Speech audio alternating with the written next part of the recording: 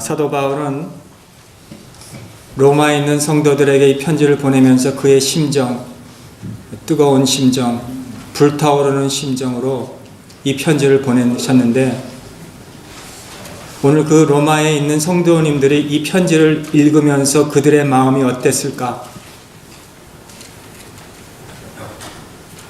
오늘 봉독해 드린 이런 말씀을 우리가 들을 때 우리 마음이 과연 이 말씀을 어떻게 받는가? 우리의 이 속, 내 마음, 이 안에는 지금 오늘 어떤가? 제가 뉴욕에서 26년을 살았습니다. 처음에 이민을 글로 왔는데요. 거기에서 서북으로 6시간 30분 가면 나야가라 폭포가 있습니다. 한때에 1846년도인가요? 그때 한번 나야가라 폭포의 물이 딱 끊어졌어요. 30분간. 초당 그 물이 갤런이 얼마나 많이 흐르는지 가보신 분은 아시겠지만, 그때 한번 30분 딱 멈췄을 때 거기에 농부 한 분이 그 광경을 보고 이렇게 얘기를 했어요. 그 폭포에 그 물이 흐르지 않는 폭포를 보니까 마치 죽음에 신음하는 듯한 처절한 몰골, 상념 속에 찌든 인간들을 비웃는 듯한 소름 끼치는 유령의 웃음소리만 들리더라 라고 그렇게. 우리가 물이 막 흘러내려가고 막 무지개가 보이고 그 폭포에 흔들리는 그 쉐이킹하는 그 바이브레이션 때문에 참 우리가 그 위험을 느끼는 그 가운데서 물이 딱 끊어지니까 처절한 유령의 웃음소리 들리는 듯한 그런 광경이 있었다고 그렇게 얘기해요. 여러분, 물이 흐르지 않으면 그 아름다움 다 사라진 그 나야가라 폭포처럼 저와 여러분들이 정말 이 시간 속에서 그래, 우린 정말 이 생활이 정말 살맛이 나고 나는 정말 분주하게 이리저리 다니면서 그래도 나는 실패한 인생은 아니야. 그래, 나는 이렇게 살다 보면 언제는 멋진 인간이 되겠지 라고 막연하게 살다가 어느 날 우리의 시간이 멈추고 우리의 호흡이 끝나는 그날, 나의 모든 젊음과 나의 황금기를 다 어디에다 보냈는지 나야가라 폭포의 그 메마른 허리를 드러내는 것 같이 우리의 수치스러운 모습을 드러낼 날이 오지 않기를 바랍니다. 우리가 하나님의 믿음의 반열에 서서 우리가 신앙으로 산다고 이렇게 우리가 고백을 하면서도 정말 우리 인생을 다 살고 난 뒤에는 정말 내가 하나님을 위해서 한 것이 무엇이 있습니까? 라고 이런 고백이 없으시기를 바랍니다. 우리는 그런 부끄러움을 드러내서는 안 될 것 같습니다. 그렇게 하지 않으려면 우리는 어떻게 해야 되겠습니까?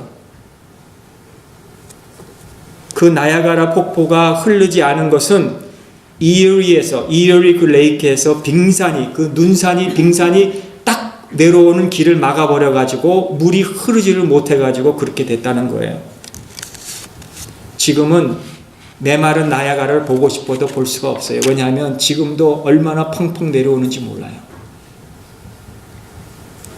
지금은 그 수치스러운 허리를 우리는 보고 싶어도 못 보는 것 같이 주님의 은혜와 주님의 사랑이 저희들의 수치스럽고 부끄러운 모습을 덮어주셨기 때문에 우리가 우리의 그 추악한 모습을 보고 싶어도 주님의 은혜 때문에 우리는 이제 볼 수가 없고, 할렐루야, 그게 복음입니다. 하나님 나라가 확장되기 위해서는 하나님은 늘 영적인 용사들을 사용했습니다. 하나님 나라가 확장되기 위해서 그 전도의 현장에 가보면은요, 항상 그곳은 영적 전쟁 마당입니다. 하나님의 복음을 전하기 위해서는 전쟁이에요, 전쟁. 그 전쟁을 방해하는 세력들이 있어요. 그것이 무엇입니까? 죄지요. 하나님의 영적인 역사들이 나타나는 곳마다 가장 우리의 최대의 적은 어떤 사람이 아니고 어떤 우리의 상황이 아니고 죄라는 것입니다. 이 죄가 들어옴으로 인해서 그 죄를 짓게 되므로 죄가 유전으로 우리에게 흘러 들어오게 된 거 아닙니까? 그래서 우리는 원래 죄인이에요. 창세기 동산에서 이루어진, 에덴 동산에서 이루어진 것을 우리는 알아요. 하나님이 우리에게 알게 해주셨어요. 우리의 양심에게 주셨어요. 그래서 19절에 보시면 이는 하나님을 알만한 것이 저희 속에 보임이라. 그래서 하나님께서 이를 저에게 보이셨다 그랬죠. 21절에 보시면 하나님을 알되 하나님을 알고 있다 그랬어요. 하나님이 어떤 하나님이신지, 하나님이 어떤 능력의 하나님이신지. 우리 인간 인류 공부하는 것을 엔트로팔라지라 그러지 않습니까? 그 인간이라는 단어가 엔트로포스라는 단어예요. 이 엔트로포스만, 하나님은 우리 인간만 위를, 이 엔트로포스라는 단어는 위를 바라보게 한다 이 말이에요. 우리 사람은, 동물은 땅을 바라보면서 살게 했는데 유일하게 우리 사람만 하나님을 바라보고 위를 바라보고 살게 하셨어요. 위를 바라면서 살 수 있도록 지음받은 우리가 위를 바라보지 않고 하나님을 바라보지 않고요 살고 있다면 어떻게 되겠습니까? 유명한 R.C. 스프라우스 목사님이 있죠. 1974년도에 그가 무신론자에 대한 책을 이렇게 썼습니다. 왜 무신론자들은 하나님을 믿지 않을까? 왜 하나님을 믿지 않을까라는 그 책 가운데서 한 가지 지적한 것은 그들이 하나님을 몰라서 믿지 않은 게 아니라 하나님을 싫어서, 하나님 믿는 것을 싫어서 하나님은 존재하지 않는다라고 그렇게 썼어요. 신약 성경은 지적으로는 불신앙이 발생하지 않는다고 지적하면서 문제는 이성적 존재들에게 신이 있다는 것을 납득시킬 만한 증거가 충분하지 않아서 하는 것이 아니라 그들은 여호와가 존재한다는 것을 증거가 없어서 못 믿는 것이 아니라 그들은 그저 하나님이 존재하지 않다고 그냥 믿어버리기 때문에, 결단했기 때문에 못 믿는다는 거예요. 그래서 19절에 하나님을 알만한 것을 저에게 보이셨는데 저희들이 그렇게 하지 않았다. 그렇게 한 거예요. 왜냐하면 하나님이 존재한다는 것을 믿지 않기로 벌써 그들의 마음에 결심했기 때문에. 이런 인간은 하나님의 진노와 심판이 오늘 있다고 오늘 8절에서 25절까지 말씀하시고요. 그 다음에 26절에서 32절은 그 결과가 어떠한지를 알고 해결하라는 거예요. 해결하라. 오늘 그 두 가지 말씀하고 있는 거예요. 심판과 진노가 무엇인지 알고 그 다음에 우리가 그 심판과 진노를 우리가 어떻게 해결할 줄 알아라 그 말이에요. 거기에 뭐가 나옵니까? 바로 십자가가 나오는 거예요. 여러분, 우리 하나님의 그 심판과 진노를 알아야 우리가 하나님의 은혜와 사랑의 십자가를 알게 되는 거예요. 하나님의 진노와 심판을 우리가 모를 때 우리는 십자가의 중요성을 우리는 알지 못합니다. 내가 중요하죠. 내가 어떤 사람인데, 내가 한국에 있으면 이렇게 잘 출세한 사람인데 이렇게 되죠. 그러나 내가 얼마나 심판과 진노에 놓여 있는 사람이라면 하나님의 십자가가 더 귀하게 되고요. 역대상 29장 10절에 보시면 다윗이 이렇게 고백합니다. 다윗이 온 회중 앞에서 여호와를 송축하여 가로되 우리 조상 이스라엘 하나님 여호와여 주는 영원히 송축을 받으시옵소서. 여호와여 강대하심과 권능과 영광과 이김과 위엄이 다 주께 속하였사오니 천지에 있는 것이 다 주로 주의 것이로소이다. 여호와여 주권도 주께 속하였사오니 주는 높으사 만유의 머리이심이니이다. 부하기가 주께로 말미암고 또 주는 만유의 주제가 되사 손에 권세와 능력이 있사오니 모든 자를 크게 하심과 강하게 하심이 주의 손에 있나이다. 우리 하나님의 이제 우리가 주께 감사하며 주의 영화로운 이름을 찬양하나이다. 다윗의 고백이었어요. 하나님께서 다윗에게 때로는 자연으로, 때로는 어떤 일로 하나님의 크신 능력과 권세와 그의 참으로 함께 하심을 계시다는 것을 알게 해주셨기에 다윗은 온 회중 앞에서 내가 하나님을 손축하며 하나님을 높인다 그랬어요. 그런데 많은 사람들은 하나님 두기를 싫어한다 그랬어요. 이거 의지적으로. I'm not gonna believe. 난 믿지 않겠습니다. 그냥. 그래서 22절에 보시면 스스로 지혜 있다 하나 우준하게 되고 썩어지지 않은 하나님의 영광을 썩어질 사람의 금수와 버러지 형상의 우상으로 바꾸었느니라. 여러분, 세상에 악한 사람들이 참 많이 있지만요, 정말 우리 한국의 역사에 보면 한국의 이 믿는 순교자들을 많이 나오게 한 사람이 김일성 아닙니까, 아저씨? 그 김일성 아저씨가 얼마나 믿는 자를 죽였어요. 그런데 왜 하나님은 그 사람을 천수, 왜 이렇게 90세가 넘도록 살게 했을까? 왜 빨리 데려가시지 않고? 문성명, 그 정말 거짓 교훈을 가지고 그렇게 사람들을 미혹해 하고 혼란하게 했던 그 사람, 왜 하나님이 그를 90 몇 세까지 그냥 살게 해두셨을까? 빨리 데려가지 않고. 우리 그런 생각이 하잖아요. 근데 우리는 중요한 것을 알아야 돼요. 하나님의 심판은 직결 심판이 있고 그 다음에 유기 심판이 있는 거예요. 유기 심판은 무엇입니까? 그냥 하나님 관심에서 제외돼 버린 거예요. 하나님의 긍휼과 하나님의 자비와 하나님의 은혜와 사랑의 대상에서 그냥 없어진 거예요. 버려지고 지워진 사람이라는 거예요. 마치 부자와 나사로의 이야기에서 부자같이요. 부자가 그러지요. 그 지옥에서 그러지요. 저에게 물 한 방울만 주세요 해도 그것도 허락이 안 되는, 지워져 버리고 잊혀진 사람. 악을 행함에도 불구하고 계속 이렇게 하나님께서 잘 살게 하고 계속 하나님이 심판하지 않고 내버려 두는 이유는 하나님이 그를 지워버리신 거예요. 관심 이상이에요. 그래서 24절에 내어버려두사, 26절에 내어버려두사, 28절에 저희를 그 상실한 마음대로 내어버려두사, 하나님이 그냥 너 맘대로 해 라고 하는 것이 무서운 심판이라는 거예요. 여러분, 우리 자녀들이 말을 안 들으면요, 그들에게 호소도 해보고, 그들에게 말도 좀 이렇게 해서 설득도 해보고, 안 되다가 화를 또 내보고, 때리기도 해보고 하잖아요. 그러다가 안 되는 마지막에 뭐예요? 그래? 그럼 너 마음대로 해. 하면 우리 자녀들은 그 심판이에요. 아빠가 나에게 너 마음대로 해 하고 하면은요, 그거는 자녀들에게 무서운 심판이에요. 마찬가지로 하나님이 그렇게 하신다는 거죠. 근데 사람들이 철이 들면 좀 이상한 것 같아요. 이상해지더라고요. 철이 들면. 옛말에 철 들자 망년 든다는 말 있잖아요.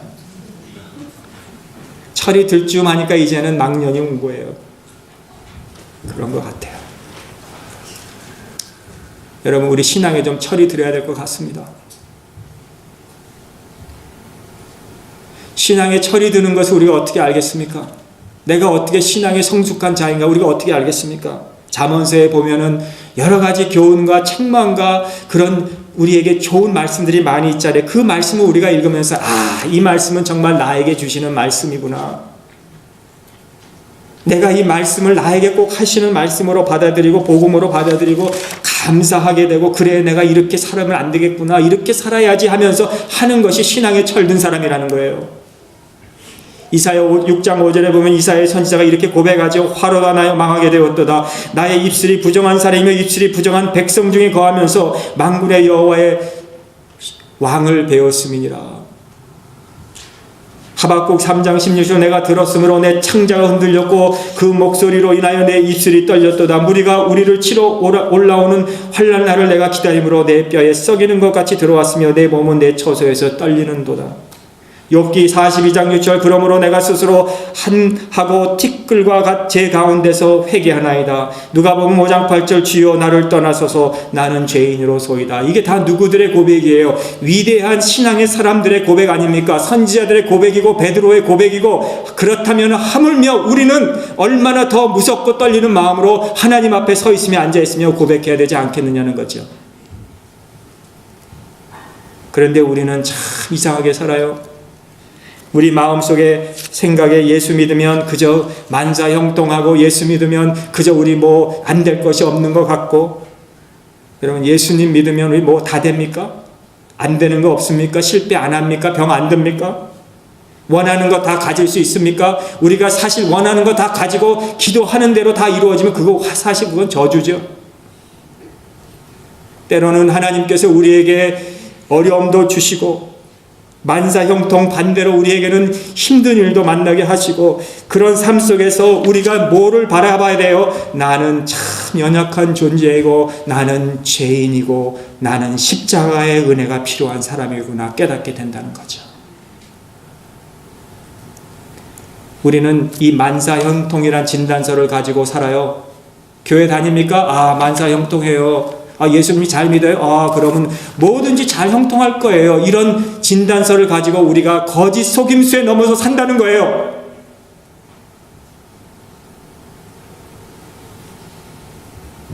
아닙니다. 그거는 잘못된 진단서입니다.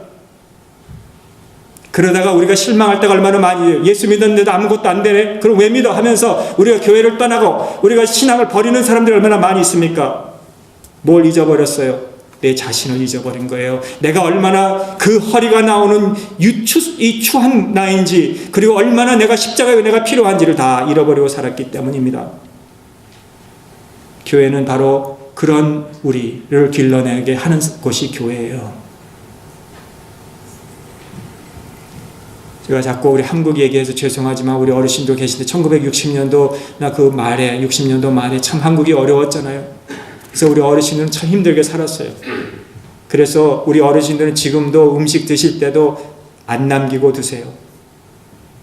뷔페 같은 데 가도요, 음식 자기들이 드실 것만 떠오시고 그리고 다 드세요. 버리지 않아요.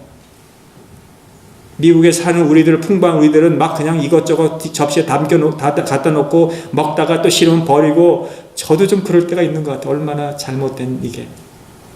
이 음식을 쓰레기로 버리는 것이 얼마나 많은지. 한 레스토랑에서 30% 이상을 버린대요. 그냥 식당에서.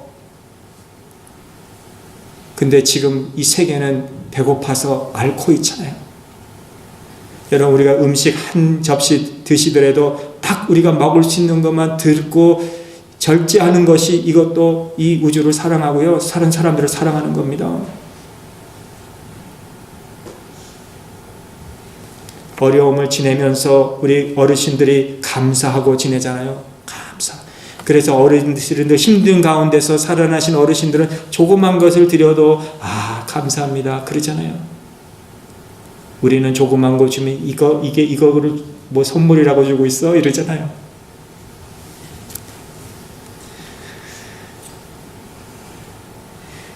우리는 미국에 살면서 참 우리 한국의 어르신들 같이 그런 어려움을 겪기는 어려울 것 같아요. 미국은 먹고 놀고 해도요, 입혀주고 먹여주고 재워주잖아요.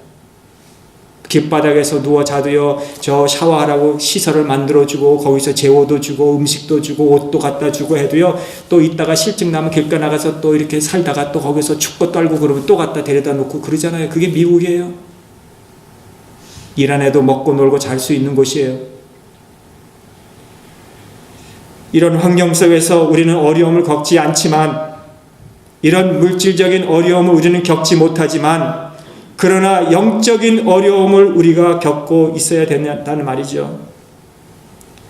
영적인 어려움 속으로 우리가 들어가 봐야 하나님의 진노가 얼마나 무섭고 심판이 얼마나 무서운 것인지, 내 삶 속에서 하나님을 영광을 드러낸 것보다 이 금수와 버러지 우상을 우리가 쫓고 있는지, 내 건강과 내 시간을 얼마나 내가 낭비하고 있는지, 하나님의 영광을 위해서 내가 얼마나 살지 않고 있는지, 그렇게 우리가 깨닫게 된다는 거예요.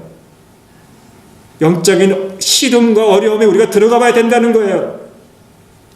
그 심판이 무엇인지 깨달아야 되는 거예요.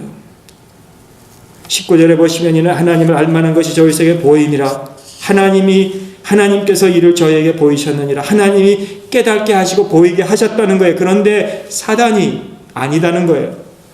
마음을 어둡게 했다는 거예요. 그래서 결국 그 하나님의 심판, 알게 하심을 잊어버리겠다는 거예요. 우리 잊어버리고 산다는 거죠. 어느 젊은 집사님의 가정이었습니다.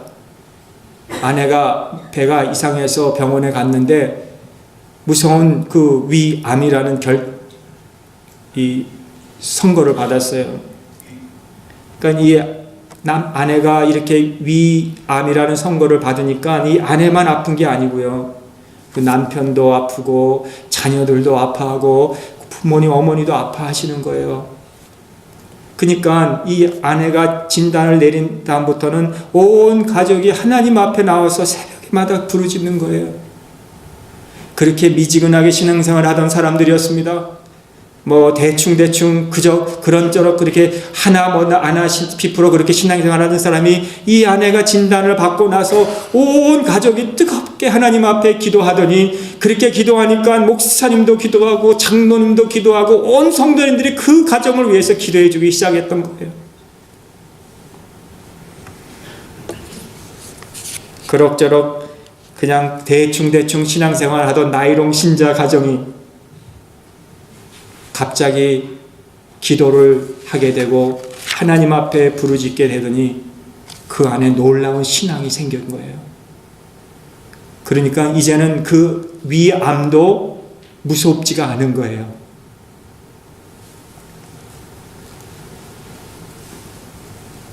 나를 죽이고 있는 이 더러운 암을 이길 수 있는 큰 믿음을 가지게 된 거예요. 할렐루야. 근데 병원에서 연락이 왔습니다. 그 아내에게 빨리 병원으로 오라 그런 거예요. 병원에 달려갔더니 그 의사가 그 젊은 아내에게 절을 하면서 죄송합니다 그러는 거예요. 그래서 뭐가 죄송합니까? 그랬더니 이 진단서를 잘못 보내서 다른 사람에 갈 거를 당신에게 가가지고 당신이 암 진단이 나왔다는 거예요. 아닌데. 그러니까 그 진단서를 받고 이 사람들이 그 암을 이길 수 있는 믿음을 얻게 된 거예요. 구원의 감격. 나는 죄인이고 난 죽을 수밖에 없고 난 이제 더 이상 살 수 없는 그런 소망을 잃은 사람인데 내가 이렇게 살 수 있는 이런 소망을 내가 이제 가졌으니 우리가 이 심판과 진노를 우리가 깨달아야 하나님의 그 은혜와 사랑이 더 큰 거예요. 더 큰 거예요. 하박국 1장 11절에 주께서는 눈이 정결하심으로 악을 참아보지 못하신다 그런 것처럼 우리는 빨리 이 사단의 진단서, 예수 믿고 그저 교회 대충 다녀도 만사 형통하고 잘 된다는 이 거짓 진단서를 빨리 우리는 옮겨서 하나님의 은혜와 사랑의 자리로 우리가 들어가고 십자가의 보혈의 자리로 우리가 빨리 옮겨져야 된다는 거예요. 우리는 허물과 죄로 죽을 수밖에 없는 사람들이라는 것을, 그러나 하나님이 나를 덮어주셨습니다라는 나야가라 폭포가 그 더러운 그 허리를 뒤집어냈다가 덮어준 것 같이 유령같이 치부를 쏟아내는 그런 것을 다시 보이지 않도록 감춰주신 것 같이 이런 거꾸로 된 진단서, 우리가 세상에서부터 우리는 저주받고 사탄으로 인해서 진노 아래 놓인 우리 사람들을 오진을 내림으로 우리는 심판의 자리에서 이제는 은혜의 자리, 사랑의 자리로 옮겨졌다는 것을 우리는 알아야 된다는 거죠. 중요한 우리 황금 같은 우리의 젊은 시간들을 허비하지는 않습니까? 우리 빨리 이 세상에 사는 그런 잘못된 진단서로 사는 사람들에게 빨리빨리 우리가 이 새로운 진단서를 우리가 보여줘야 되지 않겠습니까? 사단의 꾸밈이라고, 잘못된 진단이라고, 오진이라고, 예수 그리스도의 사랑 안으로 들어와 보라고, 사실은 당신은 하나님 속에서 살고 하나님을 알 수 있는 사람이라고, 당신은 그것을 알 수 있는 지혜가 하나님이 주셨다고, 당신은 얼마든지 거룩해질 수 있다고, 그리고 우리는 이 새로운 진단서를 빨리빨리 우리가 전해줘야 되지 않겠느냐는 거죠. 일본 동경 도쿄돔이라고 하는 큰 운동장이 있다고 합니다. 한번 가보고 싶은데요. 거기에 일본이 자랑하는 운동장 경기에서 대형 집회가 일어났어요. 누구냐면은 마단나. 여러분 젊은이들은 잘 모를 거예요. 마단나가 누군지. 지금 한 58세 제 나이랑 비슷한데요. 마단나가 얼마나 그때의 인기였는지 90년도에 거기 그 스테디움이 뭐 일본 젊은이들을 앉혀놓고 그 마단나가 막 그 노래하고 춤추고 하면서 랩하면서 뭐 이렇게 뭐 랩인지 뭔지 모르겠지만 거기서 5분 동안 하나님을 모독했어요. 하나님의 신성을 그 젊은이들 앞에서 하나님을 무시해버리고 하나님의 이름을 땅에 짓밟고 그래가지고 그 94년도인가요? 그때의 그 일본 젊은이들이 전부 거기에 그냥 빠져가지고 말입니다. 죄를 짓는데 앞섰어요. 그럴 때 그것을 보고 있던 미국의 한 할아버지가 그것을 보고 안 되겠다 하면서 한 달 뒤에 1월 달에 거기 동경 도쿄 돔에서 집회를 열었는데 이분은 빌리 그레암 목사님이었습니다. 다시 그 젊은이들을, 그 일본의 젊은이를 앉혀놓고 십자가의 복음을 그들에게 전했어요. 물론 일본이 지금 기독교의 나라로 참 적은 퍼센테이지가 예수님을 믿지만 그때의 그 할아버지 목사님이 가서 말씀을 전해서 많은 젊은 영혼들을 구원하고 지금 일본이 이렇게 젊은이들로 하여금 예수님을 믿는 신자들이 나오게 했다는 거 아니겠습니까? 빌리 그레암 목사님이 말합니다. 여러분, 이렇게 사는 거 아닙니다. 우리 젊음은 가장 가치 있는 내 삶을 드릴 수 있어야 합니다. 그것이 바로 하나님 사랑입니다. 우리의 인생을 투자할 수 있는 곳, 하나님 나라를 위해서, 하나님의 영광을 위해서 쏟아 놓으십시오. 이 귀한 메시지를 통해서 일본에 놀라운 부흥의 역사가 일어나기 시작했던 것이죠. 야고보서 4장 7절에 마귀를 대적하라. 그리하면 너희를 피하리라. 거짓 진단서를 우리가 찍고 바른 진단서, 거꾸로 된 진단서를 버리고 우리는 용기를 가지고 우리는 세상으로 뛰어 들어가고 우리 자녀들의 마음으로 뛰어 들어가고 우리 이웃에 믿지 않는 자들에게 뛰어 들어가서 심판이 무엇인지, 진노가 무엇인지 알게 하고 그 다음에 예수님의 그 십자가의 보혈의 피의 그 은혜가 무엇인지 우리는 알게 해줘야 된다는 것입니다. 일본 신학 교수님 한 분 계시는데요. 이분이 놀라운 책들을 많이 썼는데요. 이 중에서 신학교에서 가르치면서 학생들, 신학생들인데 예수님을 믿지 않는 것 같아서, 아니 신학생이라고 하면서 이 정도로 예수님을 믿어서 되겠는가 하면서 자기가 그 필집한 그 8판의 그 무슨 책인지 아티클인지를 갖다가 이게 세 부리로, 세 아리클로 줄여가지고 학생들에게 나눠줘서 한 번씩 이 독후감을 쓰게 했대요. 그 내용은 십자가였습니다. 그랬더니 그 독후감을 쓰는 가운데서 한 학생의 그 독후감에는 아주 타입이 정성스럽게 돼 있고 잘 쓰여진 그 조리 있게 잘 쓴 것 같은 것이 하나 딱 있어서 그 교수님이 그것을 딱 읽기 시작했는데 거기에는 이렇게 그 학생이 독후감을 쓰면서 질문한 거예요. 교수님, 도대체 뭘 하시는 겁니까? 이런 얘기를 뭘 하러 프린트물로 만들어서 학생들에게 읽도록 강요하시는 것이지요? 이것을 모르고 있는 사람이 있는가요? 교수님 혼자서 교회를 다 알고 있는 것 같고 다른 사람들은 그릇된 판단과 타락한 종교생활을 하고 있다고 교수님의 태도는 나는 견딜 수가 없습니다. 이 리포트 때문에 제 학점이 안 나와도 좋고 우리를 뭘로 보시고 있는 것이니 참 전 궁금합니다. 이렇게 쓴 거예요. 그래서 이 교수님은 맨 앞에 있는 이름을 안 보기로 했습니다. 그냥 덮고 가슴이 아팠죠. 학생에게 그런 편지를 받으니. 그러나 이름도 안 보고 그냥 덮어두고 그 다음에 두 번째 아래글을 또 나눠줬는데, 그리고 세 번째 마지막 아래글을 나눠줬는데 그 리포트 읽고 학기 말쯤 될 때에 그 마지막 독후감을 이렇게 보는데 그 독후감 중에서 또 처음에 썼던 자가 쓴 그런 타이핑한 아주 잘 타이프된 그 독후감이 딱 들어온 거예요. 그걸 읽기 시작합니다. 아, 내가 왜 이럴까? 두 번째 독후감을 자신 있게 써냈는데 난 이제 무릎을 꿇고 있다. 교수님, 저는 누구입니까? 혼란이 일어납니다. 제가 믿는 기독교는 이런 것이 아니었습니다. 저는 지난번처럼 비판하기 위해서 프린트물을 읽어 내려갔습니다. 그런데 지금 저는 피가 떨어지는 십자가 앞에 서 있습니다. 제 인생에 제가 이렇게 초라하게 느껴지는 것은 처음입니다. 견딜 수 없는 내 신앙의 경박감, 처절함, 비겁함 앞에는 나는 지금 무릎 꿇고 울고 있습니다. 주님, 저는 구원받았습니까? 이 학생은 지금 십자가 앞에서 이 리포트 독후감을 쓰고 있다는 거죠. 여러분, 우리 주변에, 그러면 아니면 혹시 우리 가운데 십자가의 뜨거운 그 불꽃처럼 튀어오르는 그 불꽃이 사라진 우리는 없습니까? 우리가 종교생활 한다고 신앙생활 한다고 하지만은 우리 마음에 그 뜨거운 그 십자가의 사랑과 은혜가 우리 마음에 벌써 없어진 지 오래되진 않았습니까? 정말 불꽃처럼 살아갔던 많은 사람들, 그들과 같이 나도 그렇게 살 수는 없을까요?